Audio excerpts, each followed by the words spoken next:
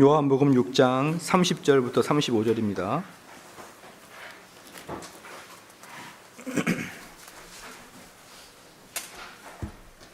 요한복음 6장 30절에서 35절 말씀까지 봉독하겠습니다.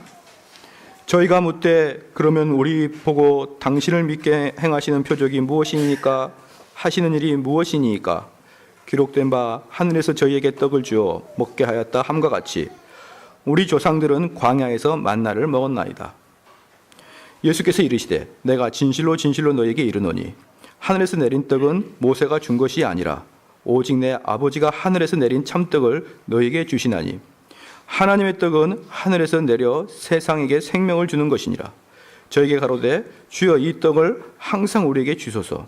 예수께서 가라사대 내가 곧 생명의 떡이니 내게 오는 자는 결코 줄이지 아니할 터이요 나를 믿는 자는 영원히 목마르지 아니하리라. 오늘 본문 말씀을 그대로 놔두고 아모스서 8장 한번 펴보겠습니다.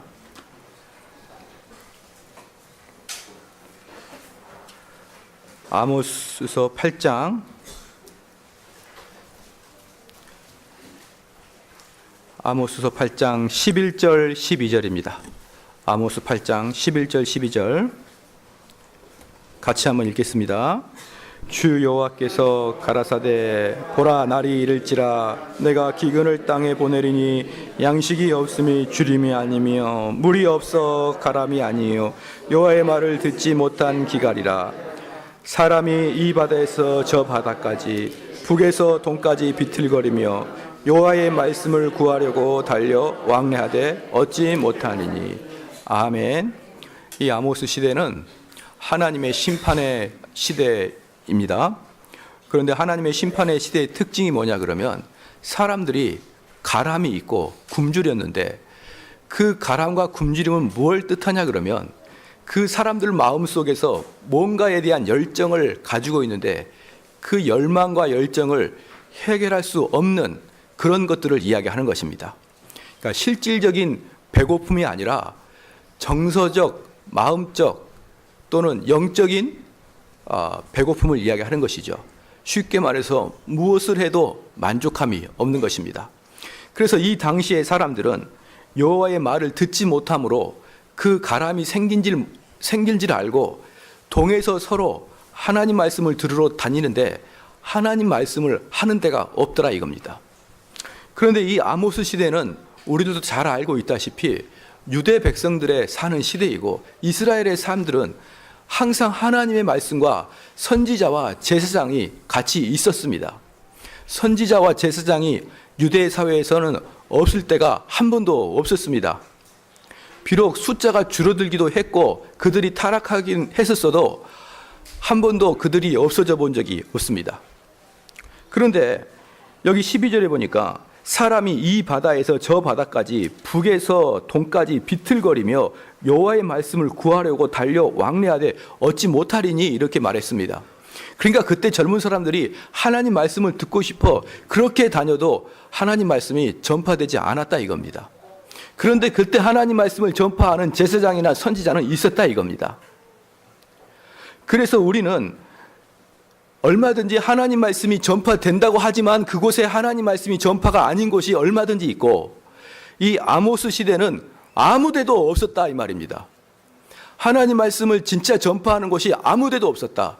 하나님 말씀을 전파한다고 껍데기는 전부 다 그렇게 이야기할지라도 실질적으로 하나님 말씀이 아닌 인간의 생각이고 인본적인 사고를 계속적으로 전파했었다 이 말입니다.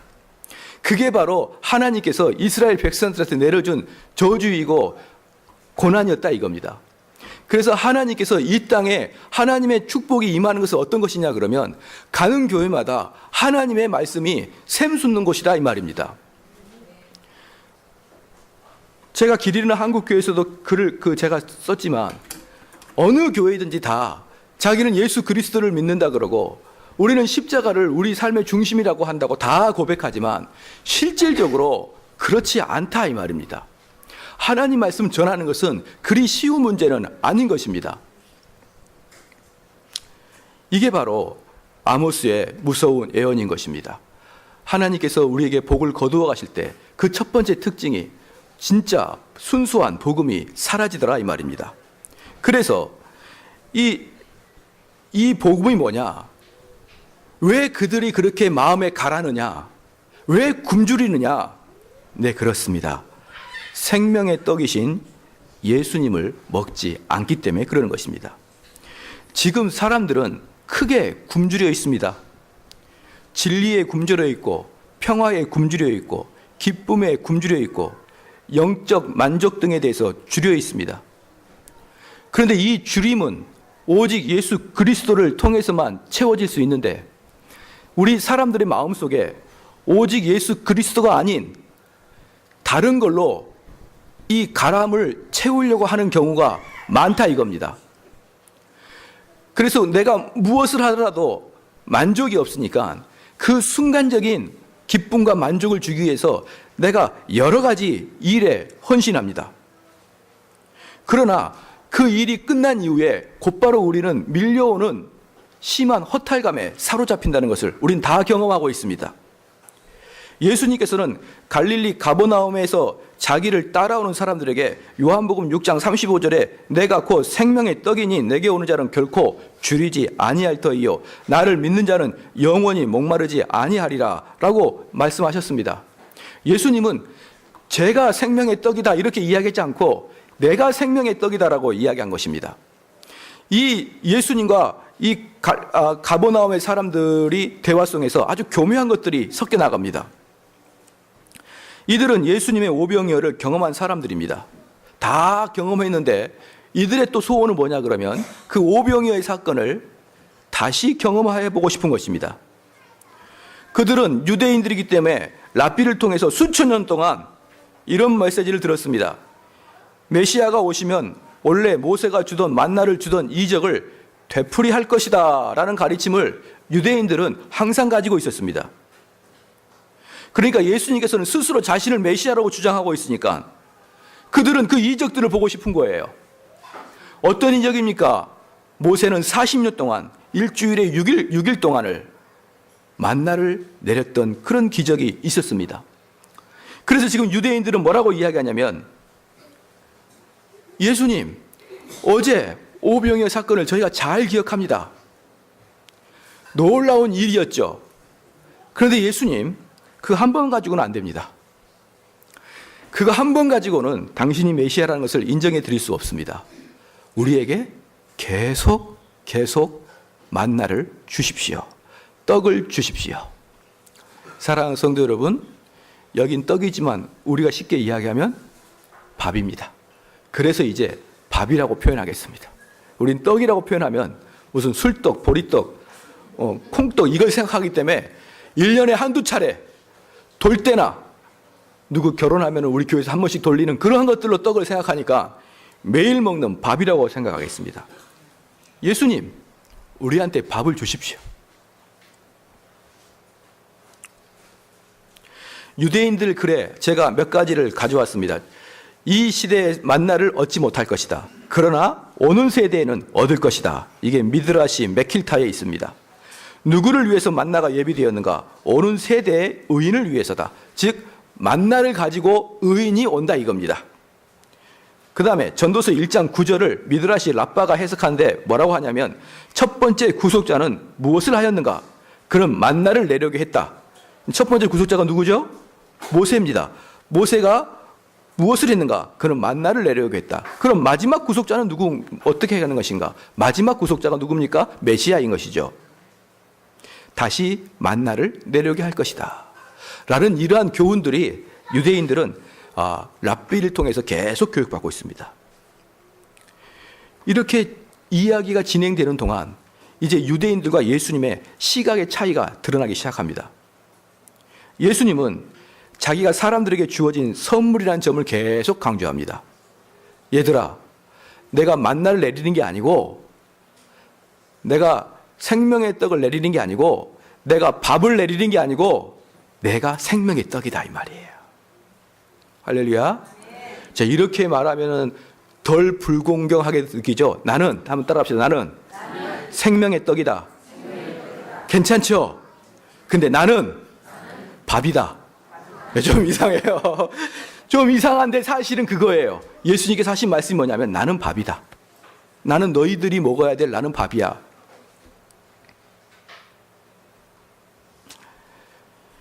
예수님 당시에 이들은 얼마나 배가 고팠겠습니까? 그리고 이들에게는 지금의 밥보다 훨씬 중요한 것이죠. 지금은 아이들에게 밥을 먹으라 그래도 안 먹는 이런 이상한 사태가 벌어져 있지 않습니까? 근데 그때는 오직 밥만 있었어요. 그러니까 밥 외에 반찬이 거의 없는 떡만 하나 딱 달랑 있었다 이겁니다. 바로 그때 예수님께서는 바로 그 떡이 나다라고 이야기합니다. 그래서 가버나움의 사람들이 예수여, 당신이 어제 놀라운 일을 행한 것 우리가 인정합니다. 그러나 당신을 메시아로 믿으려 그러면 모세가 했던 40년 동안에 먹을 것을 주십시오 라고 이렇게 과도하고 지나친 질문을 합니다. 그럴 때 예수님께서 이 과격한 질문에 대답하지 않고 영적인 일에 초점을 맞춰 나갑니다. 첫 번째, 이렇게 이야기합니다. 만나를 준 것은 모세가 아니다. 만나를 준 것은 누구다? 하나님이다. 그는 하나님의 이적이지 모세의 이적이 아니다. 둘째, 주어진 만나는 참 하늘로부터 온 참 떡이다. 아니, 다시 말하겠습니다. 주어진 만나는 참 하늘로부터 온 참 떡이 아니다. 그러니까 만나가 어디서 왔습니까? 하늘로부터 내려오는 떡인데 예수님께서 말씀하시는 것은 그 하늘은 참 하늘이 아니고 그 만나는 참 떡이 아니다는 것이에요. 왜냐하면 그 하늘은 눈에 보이는 하늘에서 내려왔고 그 떡은 이 땅의 떡이다 이 말입니다. 그냥 이 땅에 배부르고 말 거다 이 말이에요. 그 만나를 먹었다고 해서 영원히 목마르지 않고 영원히 배고프지 않는 그런 참떡이 아니라 그 만나는 그때만 먹는 그러한 이 세상의 떡이다 이 말입니다. 사랑하는 성도 여러분, 우리가 성도들이 어려움을 당합니다. 고난을 당합니다. 그래서 하나님께 열심히 기도합니다. 하나님 이 고난을 나에게서 거둬주십시오 라고 기도합니다. 그런 기도는 당연히 우리 그리스도인들은 해야 되는 것입니다. 그래서 내가 기도를 막 했더니 하나님께서 나를 불쌍히 여기시고 내 사업을 갑자기 순풍에 돛달듯이 나를 사업을 하게 했습니다. 다른 사람들은 사업이 안 되는데 우리 가게만 이상하게 사업이 잘 되는 이런 놀라운 하나님의 은혜가 우리 가게에 임하기 시작하는 것입니다. 그건 하나님의 복입니까? 아닙니까? 복이에요. 하나님이 우리에게 주신 복이라 이겁니다. 그런데 그 복은 참 복이 아니라 이 세상에서 썩어질 복이라 이 말이에요. 우리는 구분을 명확히 해야 됩니다. 하나님이 우리에게 물질적인 축복을 주신 거 감사합니다. 그런데 그 물질적 축복은 영적 축복은 아니다 이 말이에요. 그래서 그 물질적 축복이 의미 없다가 아니라 물질적 축복은 참으로 의미가 있고 내 삶의 가정의 행복의 축복은 참으로 의미가 있는데 그 행복과 그 물질적 축복은 참 하늘에서 오는 진짜 하나님이 주시고자 하는 축복은 아니라 이 말이에요. 지금 예수님께서 말씀하신 게 뭐냐면 그 만나는 하나님이 주신 그 만나 맞는데 그 만나는 하나님이 주시고자 하는 참 만나는 아니다 이 이야기를 하시는 것입니다. 그리고 예수님께서 눈을 들어서 내 자신이야말로 참 떡이다. 참 만나다. 내 자신이야말로 참 밥이다. 모든 영혼에 굶주린 사람들아 나를 먹고 만족함을 얻어라.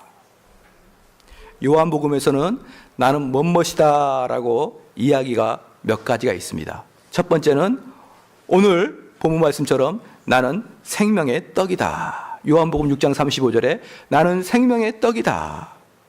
두 번째 요한복음 8장 12절에 나는 세상의 빛이라. 나는 세상의 빛이라. 10장 7절 9절에 내가 문이다. 10장 11절에 나는 선한 목자다. 11장 25절에 나는 부활이요 생명이다. 14장 6절에 나는 길이요 진리요 생명이니. 15장 1절에 나는 참 포도나무다 라고 나는 뭐뭐다 나는 뭐뭐다 나는 뭐뭐다라는 것을 7가지를 말씀하십니다.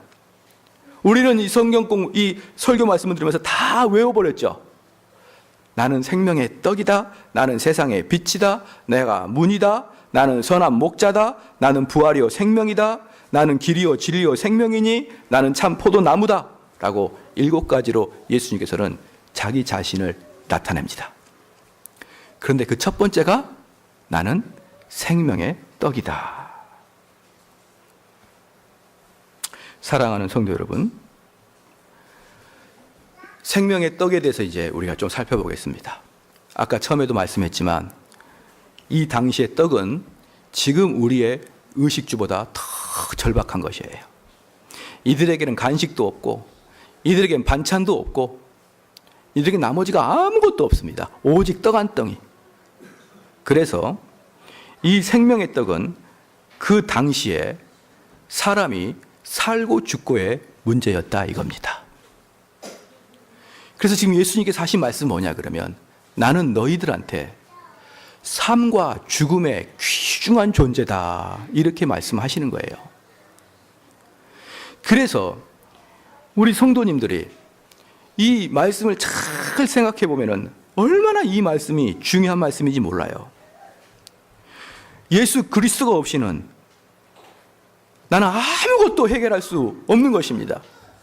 그런데 우리 마음속에 어떤 마음이 있냐면 나는 스스로 해낼 수 있다는 그런 마음이 있을 거예요. 왜냐 그러면 나는 좀 살 수 있는 돈도 있고 나는 집도 있고 나는 자동차도 있고 직장도 있고 아내도 있고 가족도 있고 나는 내가 삶을 계획하면 그렇게 살아갈 수 있는 그런 능력도 있고 모든 것이 구비되어 있습니다.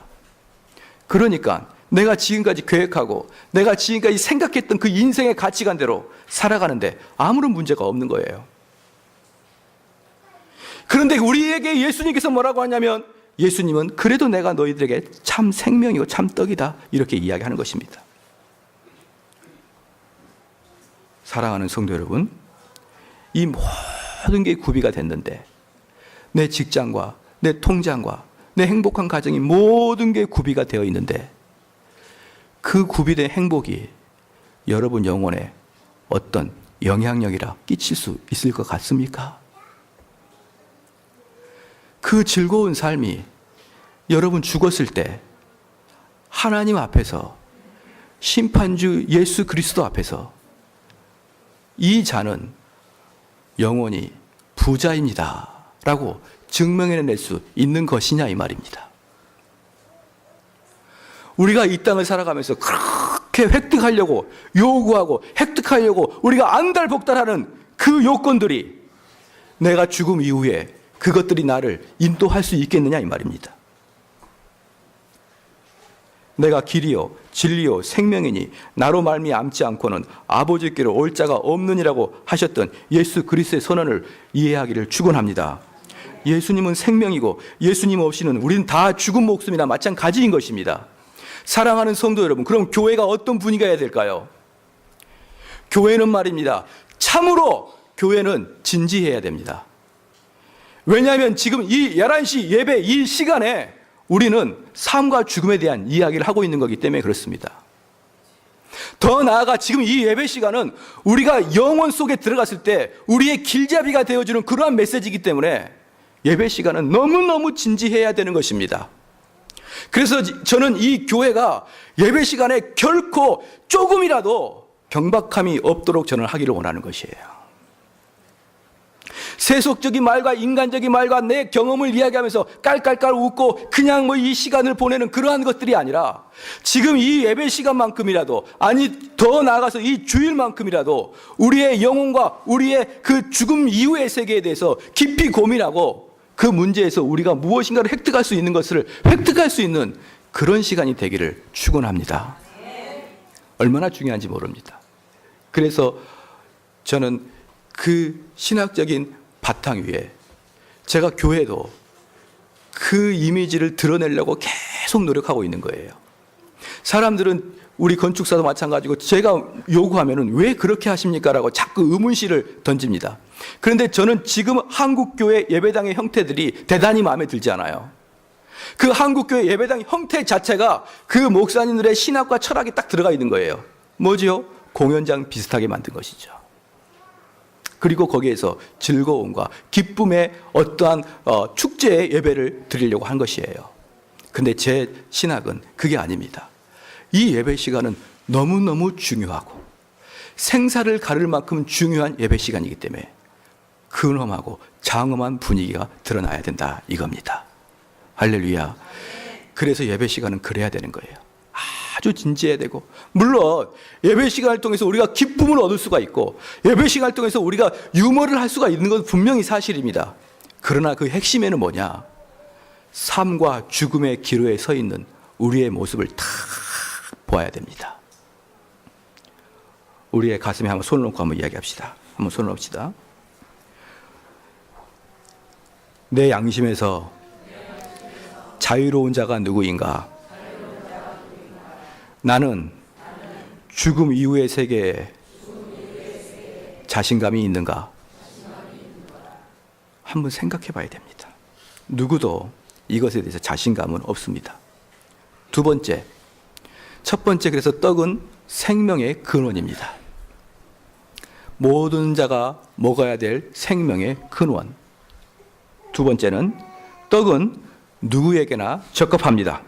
다시 말해서 밥은 누구에게나 적합합니다. 여기 있는 분들 중에 나는 어떤 음식을 먹을 수 있다, 먹을 수 없다. 어떤 분은 나는 어떤 음식은 좋아한다, 좋아하지 않는다. 분명히 그러한 분들이 있을 거예요. 저는 참고적으로 말하면 꽃게는 별로 좋아하지 않습니다. 저를 초청해놓고 꽃게를 시키는 사람은 저는 누군지 오래오래 기억하고 있습니다. 그래, 니들이 먹고 싶다 이거지, 뭐 이러는 것이죠. 저는 새우도 그다지 좋아하지 않습니다. 그럼에도 불구하고 가장 싫어하는 음식이 있습니다. 번데기입니다. 저는 번데기 먹으면 기절합니다. 진짜로. 새우나 꽃게를 먹으면 알레르기가 올라오는데 번데기는 기절합니다. 그러니 저는 오랜만에 좋은 마음으로 유원지에 놀러 가면 꼭 유원지에는 번데기가 있어요. 그리고 그 번데기 연기를 맡은 것만으로도 저는 구역질이 납니다. 사랑하는 성도 여러분, 번데기를 주지 마십시오. 누가 그럽시다. 고단백질인데 당신이나 드시고 저는 안 먹어도 됩니다. 그래서 저는 이 음식을 절대 먹지 않습니다. 아마 어떤 사람은 복숭아를 못 먹는 사람이 있을 거예요. 또 어떤 사람은 생선을 잘 못 먹는 사람이 있을 것입니다. 그 비린내 때문에. 또 어떤 사람은 돼지고기를 잘 못 드시는 분도 계실 거예요. 그러나 여기에 있는 누구나 밥은 못 먹는 사람이 없을 거예요. 모든 사람은 밥은 다 먹습니다. 그래서 예수 그리스도는 생명의 떡이다라는 뜻은 뭐냐? 누구에게나 예수님은 필요하다는 것이에요. 여기서는 누구냐? 학식이 많은 자나 학식이 없는 자나 미국 사람이나 아프리카 사람이나 과학자나 농부나 남자나 여자나 늙은 사람이나 젊은 사람이나 옛날 사람이나 미래 사람이나 모든 사람은 공히 예수 그리스도가 필수적으로 필요하다 이겁니다. 왕이나 높은 권력을 가진 자도 예수 그리스도 앞에서는 꼼짝 못하는 것이에요. 사랑하는 성도 여러분, 이제 이 담임 목사가 되다 보니까 가끔 사회적으로 출세한 사람을 가끔 만납니다. 그걸 어떻게 하다 보니까 그렇게 되게 되더라고요. 여러 가지 일을 논의하다 보면은 결국은 내가 누군가를 만나야 되고, 그러다 보면은 결국 일을 결제해야 하는 마지막 사람은 항상 높은 사람이기 때문에 높은 자를 만나게 되는 것입니다. 그런데 그들과 대화를 나눠보면은 깜짝 놀라는 게 있습니다. 여러분들 여기서도 인생에 출세한 사람이 있지만 그 인생에 출세한 사람들을 만나면 깜짝 놀랄 일이 있어요. 저는 그들을 만나기 전에는 아직 몰랐는데 그들을 만나고 나서 동일한 것들을 발견합니다. 뭐냐? 똑같구나. 그들이 자기가 생각하는 인생의 철학이나 자기가 생각하는 인생에 살아왔던 방법들을 이야기하면 다 똑같아요. 깜짝 놀라지 않습니까? 어느 누구도 이 목사가 생각하는, 이 개혁주의가 생각하는 성경의 가치관을 어느 누구도 이야기하는 사람이 아무도 없습니다. 예를 들어서 인간은 전적으로 타락했으므로 인간은 아무리 노력해도 자기 삶을 개선시킬 수 없다라고 이야기하는 사람은 아무도 없어요. 모든 사람은 뭐라 그럽니까? 어려울 때 힘을 내고 어금니를 깨물어서 거기를 극복하고 나가라고 다 이야기합니다. 근데 성경은 그렇게 해도 인간은 변하지 않는다라고 이야기하는 거예요. 그러니까 누구를 만나도 제 마음에 합당하고 저를 감동시킬 수 있는 그런 사람이 이 세상에는 아무도 없습니다. 그렇기 때문에 이 목사는 그 사람을 향해서 뭐라고 해야 됩니까? 누구님 또는 누구님, 훌륭한 님, 성공한 사람님, 부자님, 그렇게 해도 예수 그리스도의 은혜가 아니면 안 됩니다라고 이야기하는 거예요. 그러면서 그거에 대해서 왜 그런지에 대해서 자세히 설명하는 게 바로 복음 전파인 것입니다. 우리는 복음 전파를 자칫 이렇게 생각할 수 있습니다. 김씨 아저씨 교회 갑시다. 물론 그것도 안 하는 것보다 100배는 좋지만 진짜 복음 전파는 뭐냐? 잘못된 인생관을 가지고 있는 사람에게 그게 아닙니다. 진짜 인생은 그게 아닙니다. 라고 이야기를 해주는 게 복음 전파인 것이에요. 그래서 예수님께서 제시해준 그 길을 제시해주고 예수님께서 가라고 하는 그 길을 가게 하는 게 복음 전파라 이겁니다. 우리는 매일 떡을 먹습니다. 세 번째, 그래서 매일 먹어야 됩니다. 매일 먹어야 됩니다. 먼저 그리스도를 신뢰하는 일에 앞서야 합니다. 사람들이 그리스도를 구주로 믿을 때까지 우리는 매일 먹어야 됩니다. 사랑하는 성도 여러분, 우리가 이제 어느 날 어느 순간에 구원을 얻었다고 칩시다. 제가 가장 싫어하는 말이 구원을 얻었다고 치자, 이게 가장 싫어하는 말인데 어쨌든 구원을 얻었다고 칩시다. 그러면 그것은 시작일까요? 끝일까요? 시작인 것이에요. 구원을 얻었다는 것은 예수 그리스도와 새로운 생명의 관계에 들어갔다라는 뜻입니다. 그러면 내가 이제 예수 그리스도와 생명의 관계에 들어가면 그때부터 무엇을 합니까? 예수 그리스도와 관계를 갖는 거예요. 그러므로 구원은 끝이 아니라 시작인 것입니다. 그러므로 우리 사랑하는 성도 여러분이 구원을 얻은 사람은 매일매일 예수 그리스도를 먹어야 됩니다. 할렐루야. 목사님, 저는 구원을 받았는데 매일매일 예수 그리스도를 먹지 않는데요? 그건 자기가 강아지인데 자기가 사람으로 착각하고 있는 거랑 똑같아요. 여전히 강아지임에도 불구하고 자기가 사람인 양 하고 있는 것입니다. 왜냐 그러면 사람은 사람다운 생활을 해야 되는 것이에요.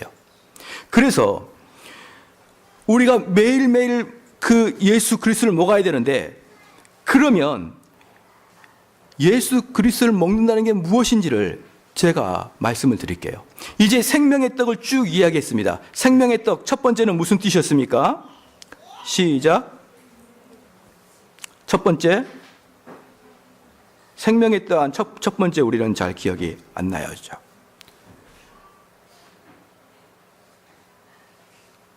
우리는 설교를 들을 때 조금 더 집중을 해야 됩니다.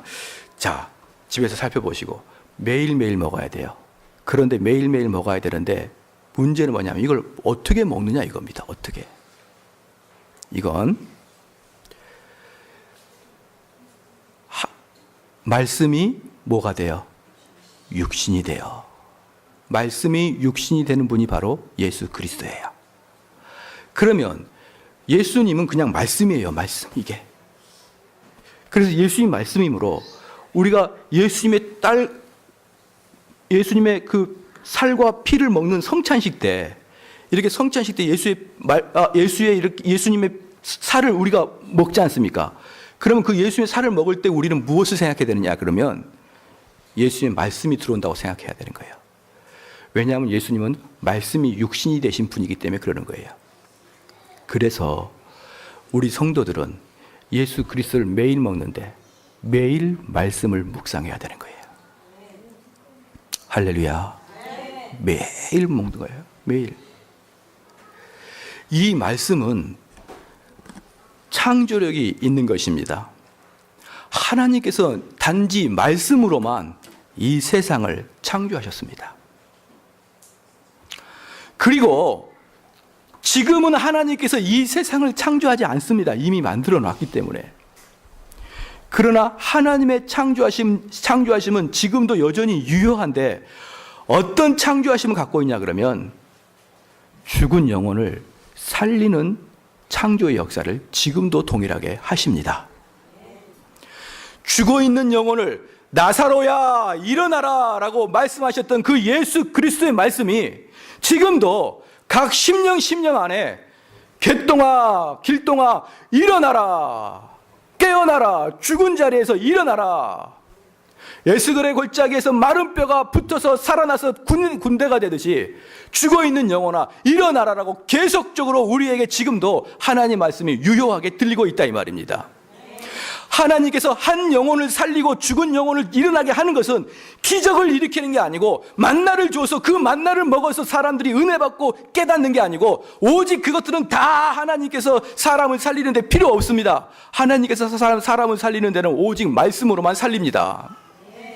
우리가 어디에 가서 복음을 전할 때 그 사람의 복음을 듣게 하기 위해서 미국에 있는 선교사들이 우리한테 왔을 때 무엇을 했습니까? 병원을 만들었고 학교를 만들었습니다. 그건 참으로 중요한 일이지만 그것만으로 사람을 영혼을 살릴 수는 없는 것이에요. 결탄코 살릴 수 없습니다. 사람들이 우리한테 와가지고 선한 행위를 받고 우리한테 봉사를 받고 무료로 우리한테 친절을 받을지라도 감동을 할 수 있을지라도 그걸로 죽어있는 영혼이 살 수는 없는 것이에요. 죽어있는 영혼이 살 수 있는 것은 이렇게 설교를 통해서 성경 공부를 통해서 많이 살아가는 것입니다. 단지 그들이 말씀을 듣게 하기 위해서 그 일을 하는 것이에요. 하나님의 말씀엔 창조의 능력이 있습니다. 하나님 말씀은 생명인 것입니다. 그러므로 사랑하는 성도 여러분, 여러분은 이제 거듭난 자라 그러면 매일매일 살아가는 밥을 섭취해야 되는데 내가 하나님 말씀을 매일매일 꿀송이보다 더 다는 밥으로 섭취하고 계십니까? 아니면 교회에 올 때만 제가 늘상 표현한 대로 하도 오랫동안 책상 위에 있어 놓으니까 일주일 동안 먼지가 수북이 쌓여가지고 이걸 후탁 성경이라고 제가 일명 붙였습니다. 후탁 성경. 어떤 사람은 이 성경책의 주인을 잘못 만나가지고 엄청 고생하는 성경 봤어요. 어떤 사람이냐? 성경을 차에다가 딱 내비두고 교회에 올 때만 차랑 같이 오는 거예요. 그럼 일주일 동안 때학볕 때 40도 동안 이 책이 바글바글 해져가지고 보지도 않았는데 이게 누르 터졌어요. 차 안에는 여름에 50도까지 넘어갑니다. 하나님 말씀이 그냥 쭈글쭈글 해 있는 거예요. 그리고 성경 말씀을 전혀 읽지 않습니다. 우리 교회는 하나님 말씀을 최고 중심으로 삼고 있는 개혁교회입니다. 그러니까 교회에서 무엇인가를 발언할 때는 하나님 말씀이 있는 자만 발언하십시오. 하나님 말씀이 없는 자는 절대 교회에 대한 불만을 가지면 안 됩니다. 그 사람은 자기가 과도하게 오버하고 있는 거예요. 하나님 말씀을 많이 아는 자만이 우리 교회가 어떻게 했으면 좋겠습니다라고 이야기할 수 있는 자격을 갖고 있는 것입니다. 왜냐하면 하나님 말씀은 우리를 생명으로 인도하는 분이고 이 생명으로 인도하는 자만이 깨어있는 자고 거듭난 자인 것입니다. 그럼 이 교회는 거듭난 자들이 이끌고 가는 것이지 거듭나지 않는 자가 이끌고 가면 절대로 안 되는 것입니다. 그런데 거듭난 자의 표현은 말씀을 계속 묵상하는 자인 것이에요. 할렐루야. 이게 생명의 떡입니다. 매일 먹어라. 예수 그리스도께서 생명의 떡이라 그러니까 떡인가 보다, 밥인가 보다 이렇게 지나가면 안 되는 것이에요. 그 생명의 떡의 의미가 무엇인지를 정확히 알아야 되는 것입니다. 항상 먹어야 됩니다. 그러다 보면 제가 경험을 한번 말씀을 드리겠습니다.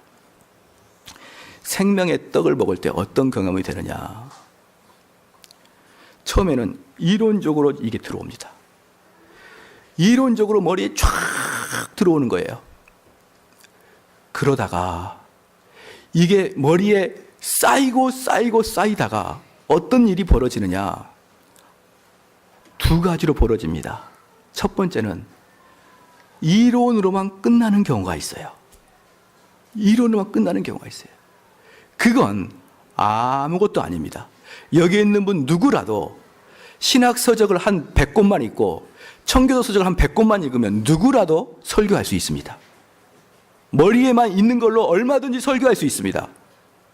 그런데 이 머리에 차고 무겁게 있던 이게 성령의 역사가 일어나기 시작하면 갑자기 말씀이 나를 코너에 몰고 가기 시작합니다. 그래서 하나님 말씀이 들어와서 성령의 역사가 없을 때는 어떤 형태가 나타나냐 그러면 다른 사람의 신앙을 못하는 것에 대해서 눈이 쏙쏙 들어와요.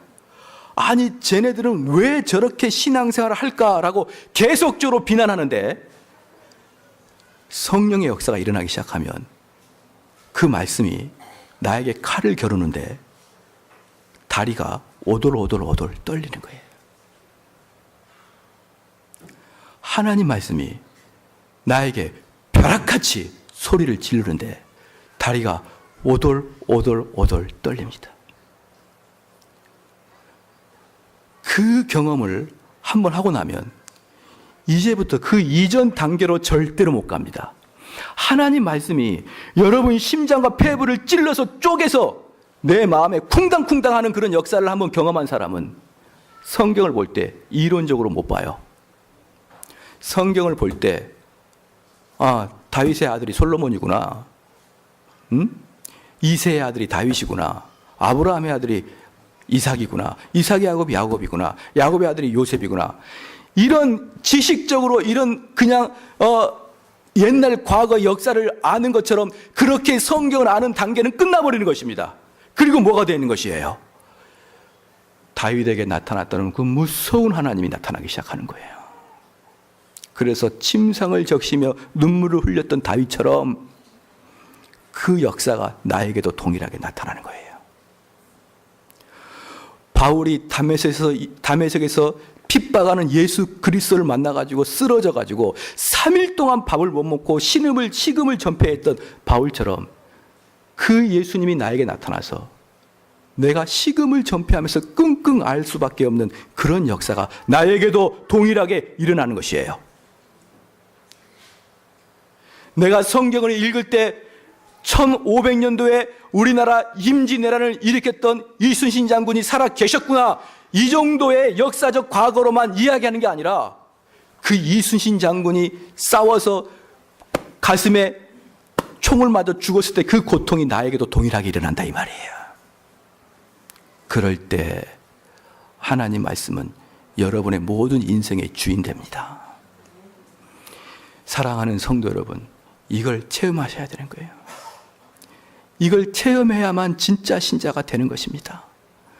이 성경에 나와 있는 모든 저자 한 명 한 명이 느꼈던 그 느낌과 그 감동과 그 고통과 그 기쁨과 소망을 여러분이 신앙생활 할 때 동일하게 느낄 수 있어요. 그게 진짜 여러분 삶에서 다이나믹하게 일어나는 것입니다. 그러면요, 이 하나님 말씀을 읽지 않고는 못 배깁니다. 하나님, 지금 오후에 예레미야 설교를 하죠. 예레미야 설교를 들을 때 하나님, 예레미야에 나와 있던 그 목이 뻣뻣하고 곱고 그 고집스럽고 교만하고 우상숭배하는 그 유대인들이 다 나군요. 나예요. 하나님 용서하여 주시옵소서. 그럴 때 우리는 매일마다 하나님의 그 하늘에서 내려오는 신령한 떡, 그걸 먹는 거예요. 그러니까 우리가 성찬식 참석할 때마다 뭘 하겠습니까? 그걸 먹기 전에 내 죄가 얼마나 사악한지를 다시 고백하는 거예요. 그리고 나를 모든 걸 용서하시는, 나의 모든 죄를 품어주시고 나와 하나가 되어주시기를 원하는 예수 그리스도를 먹는 거예요. 그럼 그 예수님이 내 안에 쫙 좌정하시고 내가 그동안에 어떠한 죄를 졌을지라도 예수 그리스도 앞에 무릎 꿇기를 원하는 모든 자에게 용서를 선포하시는 것입니다. 할렐루야. 내가 너를 용서하겠다. 너가 나의 길을 가고 있고 너가 나의 가르침을 따라서 천상에 가는 도를 가고 있는 너에게 네가 그동안의 모든 죄를 내가 눈같이 희게 해주겠노라.